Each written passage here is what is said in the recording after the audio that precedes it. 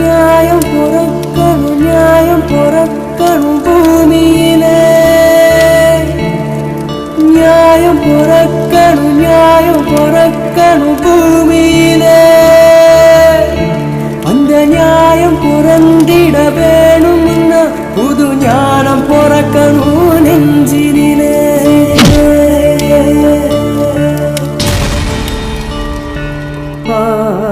தீபம் எரியுது ஜோதி தெரியுது பாதை தெரியலையே, மழை மேகம் திரளுது வானம் பொழியுது தாகம் தீரலையே. இந்த பூமியில் 1000 புதுமைகள் மலருது புன்னகை அரும்பலையே.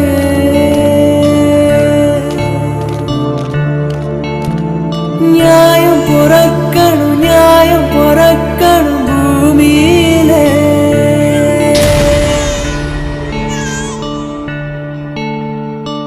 ஏழைகளுக்கும் விடியல் தெரியும் காலம் வர வேண்டும், கெட்ட போரிடும் உலகை வேருடன் சாய்க்கும் வீரம் வர வேண்டும். நியாயம் பொறக்கணும் நியாயம் பொறக்கணும் பூமியிலே, பூமியிலே.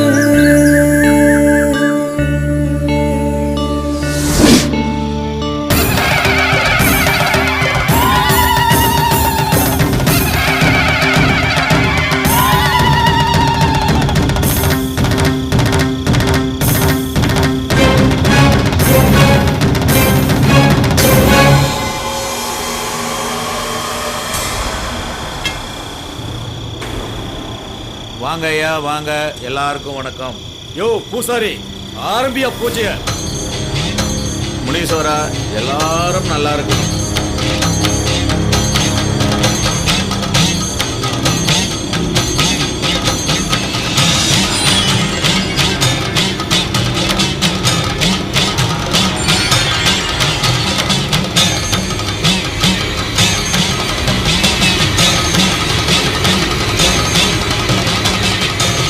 சுக்கா, பூஜை முடிஞ்சிருச்சு, போனா கடை பாருங்க.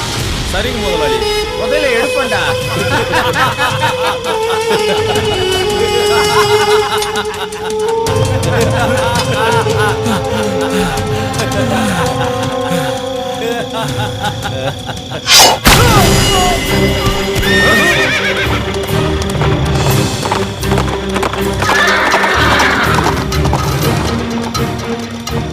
இவனுக்கு என்ன வேலைங்க?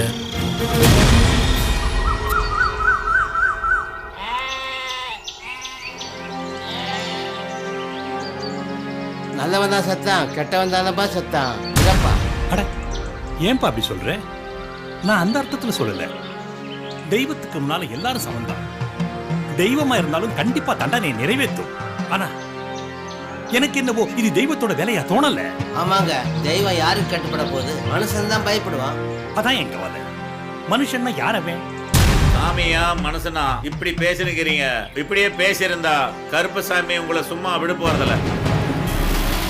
ஆமா, போற பூசாரி பேசாத போக வேண்டியதானே. போற போக்குது பூதத்தை கிளப்பிட்டு போறாரு. இப்படியே பேசி காலத்தை கழிக்கிறாங்க. இவர் எப்பவுமே இப்படிதான் பேசுறாரு. என்னங்க, இது குடிச்சிட்டு எழுதுங்க. நானும் நேத்துல இருந்து பாக்குறேன், எதையோ யோசிச்சுட்டே இருக்கீங்க.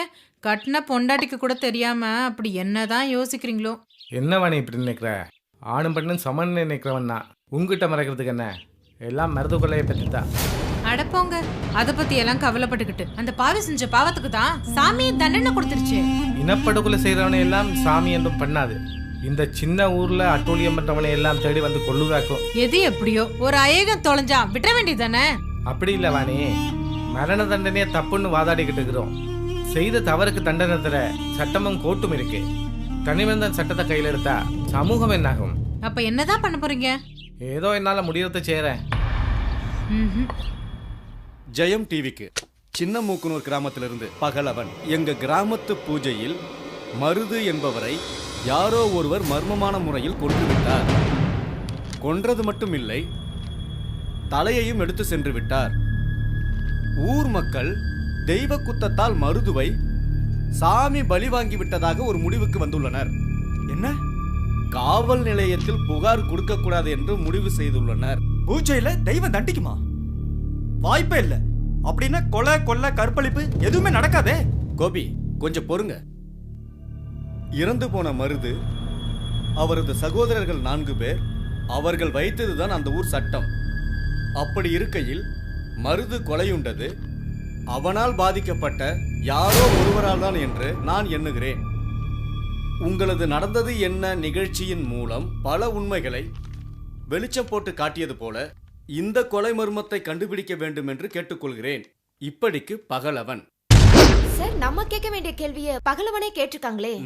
பதில நாம தான் கண்டுபிடிக்கணும். இது ரொம்ப இம்பார்ட்டன்ட் மேட்டர். உடனடியா ஒரு டீம் அங்க போகணும். இல்லைன்னா கொலைக்கான தடயங்களை அவங்க அழிச்சிருவாங்க. ஆமா சார். கோபி, சொல்லுங்க சார். ஓவியா, நம்ம கேமராமேனை கூட்டிக்கிட்டு உடனடியா அந்த கிராமத்துக்கு போங்க.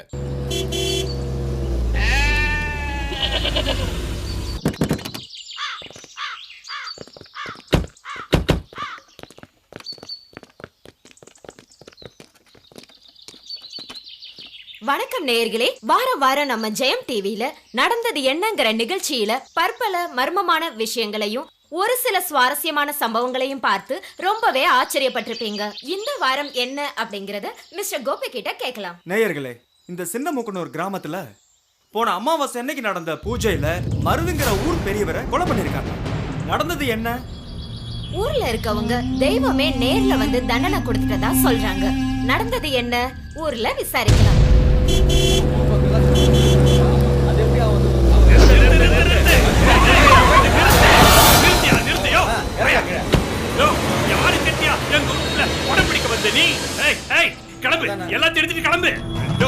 ஏற்கனவே இங்க ஒரு உயிர் போயிருக்கியா? நீ ஏதாவது ஏடாகமா பண்ணிட்டு போயிட்டா யாரையா பதில் சொல்றது? இங்க பாருங்க, மருது கொலையில இருக்க மர்மத்தையும் குற்றவாளியும் கண்டுபிடிக்கிறதுக்கு தான் நாங்க இங்க வந்திருக்கோம். நீங்க அனாவசியமா கத்தி கூச்சல் போடாதீங்க. பாருங்க ஐயா, ஐயனார் குற்றவாளி கொண்டு ஏத்த வந்திருக்காரு. ஐயா, இந்த கேமராவால எங்க ஐயனாரை போட்டோ எடுக்க முடியுமா? சிகப்பா ஒரு பாப்பா வேற கூட்டு வந்துட்டாங்க. கையில மயக்க கொடுத்து கேள்வி கேட்டு எங்களை தயவு செஞ்சு வழிமறிக்காதீங்க. இறந்தவங்களோட சொந்தக்காரங்க இருந்தா அவங்க கிட்ட நாங்க விசாரிச்சுக்கிறோம். கேள்விமானா பதிலுமானா எங்க ஊரு பிரச்சனை எங்களால முடிஞ்சது. நீ போயிட்டு வரலாம். நாங்களாவது பொறுமையா பேசிக்கிட்டு இருக்கோம். அவனுங்க வந்தானுங்க அடிச்சு கொன்னே போட்டுருவானுங்க. கரெக்டா சொல்லுங்க.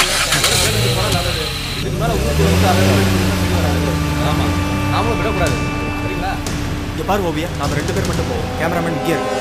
சை, என்ன ஃபுல்லா மூதை குரங்கு முதல்ல கீழ இறங்கி உட்கார். ஓ மூஞ்சில முடிச்சாலே விடியாதடா. ஒரு ஜோக்கர் இருந்தா ஜெயிச்சிருப்பையா. கவலைப்படாத, அடுத்த ரவுண்ட் வரும். சார், 6 ஜோக்கரா? என்ன முத்தைய நான் அடிச்சுட்டேன். காசு கொடு கேஸ் கொடுன்னு எனக்கு தரணும்ல காசு. அதுல கழிச்சுக்க. என்ன விஷயம்? சார், நாங்க ஜெயம் டிவில இருந்து நடந்தது என்ன நிகழ்ச்சிக்காக வந்திருக்கோம். என்னமா அதிசயமா நடக்குதுங்க? ஏதோ பொழுது போல சீட்டு விளையாண்டுகிட்டு இருக்கான். வேற என்ன சார்? அந்த கொலை விஷயமா? கொலையா? அப்பாடா, நமக்கு எங்கேயே கொலை நடந்த விசாரிக்க வந்திருக்கீங்களா?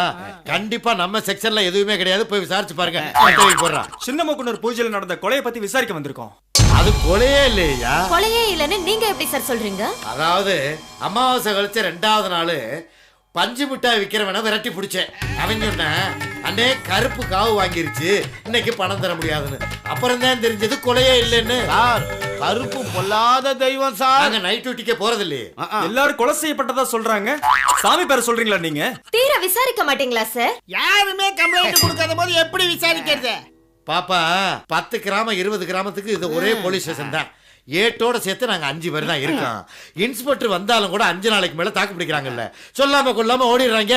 அதனால இந்த ஊர் ஜனங்க என்னன்னா இங்க வர்றதே இல்ல. அவங்க உங்க பிரச்சனையை அவங்களே முடிச்சுக்கிறாங்க. நாங்க தான் போய் அரிசி பருப்பு வாங்கி ஆக்கி தின்னுகிட்டு இருக்கோம். இன்னைக்கு காரக்குழம்பு சாப்பிடுறீங்களா? அப்போ கொலையா என்னன்னு நீங்களா வந்து விசாரிக்க மாட்டீங்க? வாங்கின சம்பளத்துக்கு வஞ்சகம் பண்ணப்படாதுன்னு ஒரு தடவை விசாரிச்சோமே. ஊருக்குள்ள போயா? நாங்க அங்கெல்லாம் போக மாட்டோம். போலீஸ் ஸ்டேஷனுக்கு முன்னாடி ஒருத்தன் போய்கிட்டு இருந்தான். ஏன்டா கொலை நடந்தது தெரியுமான்னு கேட்டேன். திடீர்னு வேட்டையை ஊத்து விட்டா கொஞ்சிக்கிட்டு இருக்க கத்தி. வேற எப்படி விசாரிக்க முடியும்? இன்னொன்னு என்னன்னு கேட்டீங்கன்னா, காலையில வந்த உடனே அரிசியை குப்பரை கொட்டி கல்லு பிறக்க வேண்டியிருக்கு. காய்கறி இருக்கணும், நான் மசாலா அரைக்கணும், நான் முள்ளு பொறிக்கணும், வந்து அடுப்பு மூடணும். இவ்வளவு வேலையை வச்சுக்கிட்டு என்ன பண்ண சொல்லி நீங்க கேட்கலாம்.